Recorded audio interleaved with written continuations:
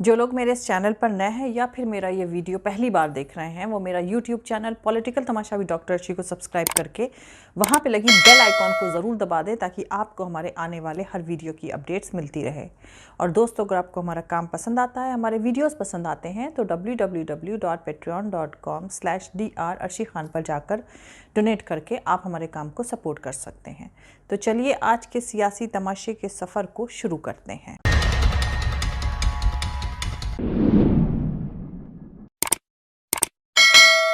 जो लोग आग से खेलते हैं वो एक दिन तबाह हो जाते हैं। हमें उम्मीद है कि अमेरिका को इसकी जानकारी होगी।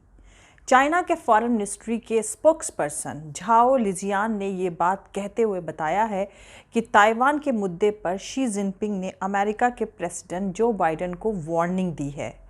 दरअसल अमेरिका की हाउस ऑफ रिप्रेजेंटेटिव की स्पीकर नैन्सी पेलोसी के अगस्त में होने वाले ताइवान दौरे को लेकर चीन पहले ही अपनी नाराज़गी जता चुका है। वो मानता है कि ताइवान चीन का हिस्सा है।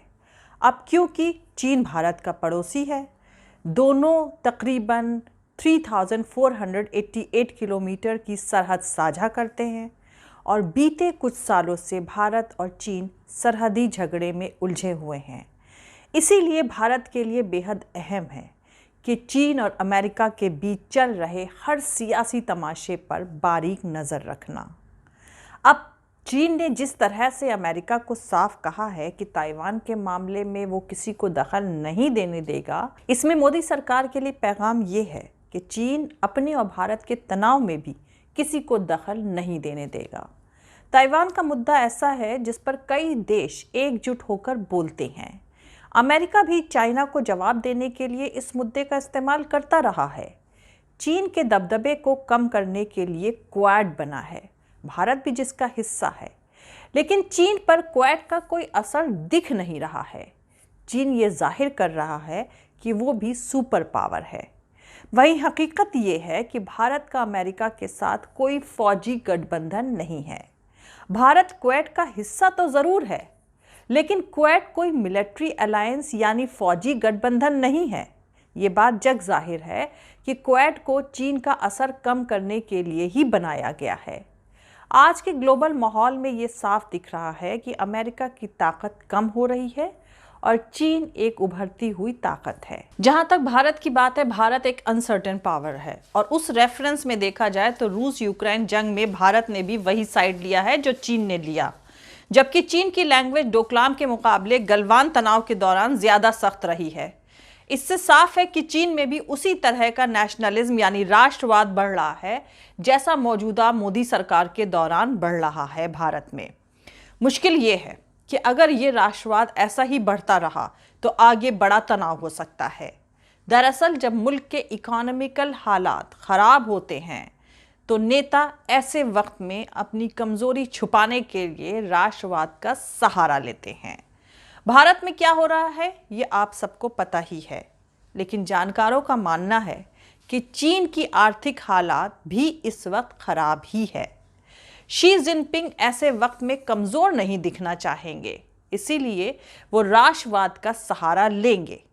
खैर, अमेरिका को सेंटर में रखकर भारत और चीन के बीच चल रहे तनाव का जिक्र इसलिए मैं कर रही हूं क्योंकि फ्राइडे को अमेरिकी प्रेसिडेंट जो बाइडेन ने चीनी प्रेसिडेंट शी जिनपिंग से फोन पर बात तकरीबन 2 घंटे 20 मिनट लंबी करी है। व्हाइट हाउस के मुताबिक दोनों नेताओं के बीच सीधी और साफ बातचीत हुई है। दोनों के बीच अमेरिका और चाइना के बीच के रिश्ते, आपसी डिफरेंसेस दूर करने और कॉमन इंटरेस्ट के मुद्दे पर काम करने की उम्मीद तलाशने समेत रूस और यूक्रेन जंग और इस जंग के ग्लोबल असर को लेकर बातचीत हुई है। दोनों नेताओं की फोन कॉल के बारे में जानकारी देते हुए व्हाइट हाउस प्रेस सचिव ने कहा है कि बाइडेन करीब 4 दशकों से शी जिनपिंग को जानते हैं और प्रेसिडेंट जो बाइडेन बार बार कहते रहे हैं कि नेताओं को सीधे बातचीत करनी ही चाहिए। तो आपको बता दूं कि बाइडेन ओवल हाउस में थे। उनके साथ national security adviser, deputy national security adviser Jon Finer, foreign minister Antony Blinken, Indo Pacific coordinator Kurt Campbell और सीनियर डायरेक्टर लॉरा रोजेनबर्गर मौजूद थीं। खैर, अब अहम बात यह है कि दोनों नेताओं के बीच ताइवान के मुद्दे पर भी बात हुई है। बाइडेन ने कहा है कि वो वन चाइना पॉलिसी की रेस्पेक्ट करते हैं, लेकिन इसके बावजूद दोनों के बीच ताइवान को लेकर जो तनाव है वो बातचीत के दौरान दिखा। चीन के फॉरेन मिनिस्ट्री के स्पोक्सपर्सन झाओ लिजियान ने कहा है कि ताइवान के मुद्दे पर शी जिनपिंग ने जो बाइडेन को वार्निंग दी है। वहीं मौजूदा मोदी सरकार की बात अगर करें तो इस दौरान भारत के अमेरिका के साथ मजबूत रिश्ते बन रहे हैं। चीन का मुकाबला करने के लिए एशिया में भारत अमेरिका का अहम पार्टनर है। इस साल मई में आसियान का खास सम्मेलन अमेरिका के वॉशिंगटन में हुआ है। America Asia Pacific quad alliance को भी फिर से जिंदा करना चाहता है। अमेरिका ने खुलकर भारत के साथ रिश्ते मजबूत करने का पैगाम भी दिया है। तो दूसरी तरफ चीन एक उभरती हुई ताकत है। जानकार मानते हैं कि ग्लोबल फौजी ताकत के मामले में चीन अगले कुछ दशकों में दुनिया की सबसे बड़ी ताकत बन सकता है। हाल के सालों में ये नज़र आया भी है कि चीन ने अपने मुद्दों पर ठोस कदम उठाए हैं और दुनिया ने कहीं ना कहीं उसकी बात सुनी भी है। और मोदी सरकार भी काफ़ी मजबूर नज़र आई है चीन के सामने। कुछ जानकारों का मानना है कि आने वाले वक्त में भारत को लेकर चीन की लैंग्वेज और रवैया और भी कड़ा हो जाएगा और चाइना अपनी ताकत दिखाने के लिए कुछ और कदम भी उठा सकता है। वहीं दूसरी तरफ कुछ जानकारों का यह भी मानना है कि चीन अपने आप को बहुत ज़्यादा ताकतवर नहीं समझ रहा है। किसी भी टोटलिटेरियन सत्ता में कुछ हद तक गुरूर तो होता ही है। एक बात यह भी है कि ग्लोबल लेवल पर पॉलिसीज़ के मामले में चीन को जो चाहिए है वो उसे मिल रहा है। उसने कहा कि ताइवान को कोई रिकॉग्निशन नहीं देगा तो भारत समेत किसी भी मुल्क ने ताइवान को रिकॉग्निशन नहीं दिया। अब मोदी सरकार के दौर में अमेरिका के साथ बढ़ते रिश्तों के बीच समझने वाली बात यह है कि भारत अमेरिका पर कितना भरोसा कर सकता है। और दोस्तों, इसका जवाब भी अमेरिका, चीन और ताइवान के बीच चल रहे सियासी तमाशे में मिल रहा है। तो दोस्तों, यहाँ पर मैं आपको बता दूं कि चीनी सरकार का कहना है कि दोनों नेताओं के बीच बातचीत की पेशकश अमेरिका ने करी थी। अब अहम सवाल ये है कि चीन के साथ कई मुद्दों पर तनाव के बावजूद अमेरिका बातचीत के लिए आगे आ रहा है, जबकि जो बाइडेन एडमिनिस्ट्रेशन ने अमेरिका की चीन पॉलिसी में कोई बड़ा बदलाव नहीं किया है। अमेरिका और चीन के बीच तनाव के जो मुद्दे हैं वो बने हुए हैं, चाहे वो ताइवान हो, साउथ चाइना सी में बढ़ता चीन का दबदबा हो या फिर दोनों मुल्कों के बीच चल रही ट्रेड वॉर हो। दरअसल दोस्तों, अमेरिका इस वक्त चाहता है कि चीन के साथ रिश्तों को सुधारा जाए बगैर हालात और ख़राब किए हुए, क्योंकि ख़तरा ये मंडरा रहा है कि कहीं ताइवान को लेकर कोई बड़ी गलत फहमी ना हो जाए और ऐसा कोई कदम ना उठ जाए जिससे अमेरिका और चाइना आमने सामने आ जाए।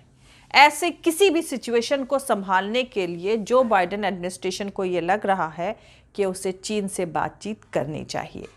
वहीं अमेरिका की हाउस ऑफ रिप्रेजेंटेटिव की स्पीकर नैन्सी पेलोसी का अगस्त में होने वाला ताइवान दौरा दोनों देशों के बीच तनाव को और भी बढ़ा सकता है।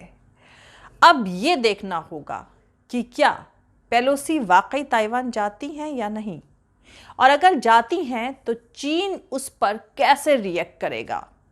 ताइवान और दूसरे सहयोगी मुल्कों के साथ साथ भारत की भी नज़र इस दौरे पर है।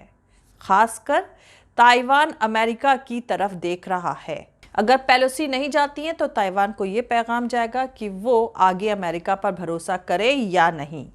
ये ताइवान के वजूद का सवाल हो जाएगा। अगर अमेरिका पीछे हटता है तो ताइवान के पास कोई ऑप्शन ही नहीं रह जाएगा। और अगर ऐसा हुआ, यानी अमेरिका की हाउस ऑफ रिप्रेजेंटेटिव की स्पीकर नैन्सी पेलोसी का अगस्त में होने वाला ताइवान दौरा कैंसिल हुआ, तो मोदी सरकार भी अमेरिका के मसले में बहुत कुछ नसीहत ले सकती है।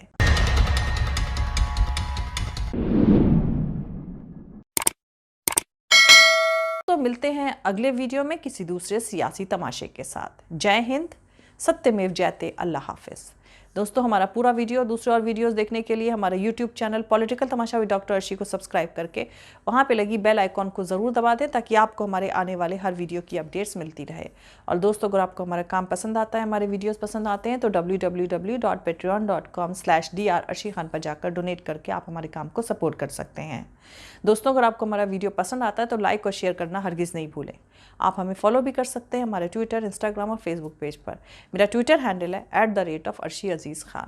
थैंक यू, मिलते हैं अगले वीडियो में।